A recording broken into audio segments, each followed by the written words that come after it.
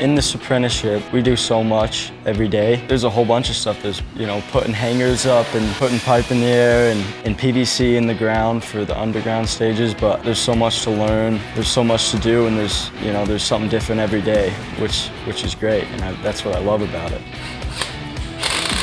I'd say the best part is the experience that I'm getting to be here. Getting to work with nice coworkers and foremen and getting to know this stuff early and having this on-site experience really helps out. I've learned so much more than I thought I would getting this job, and it's been very beneficial, and it's making me very future ready.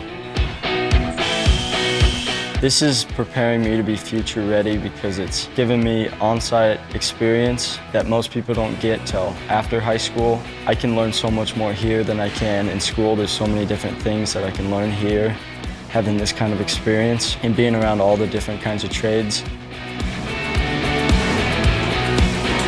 I'd say it's important to get this type of experience in high school because it gives you an early start to build yourself in a job and have all that kind of experience to, talk with your coworkers and do the right thing, and it just gives you really good job experience. This experience is accelerating my learning to be future ready.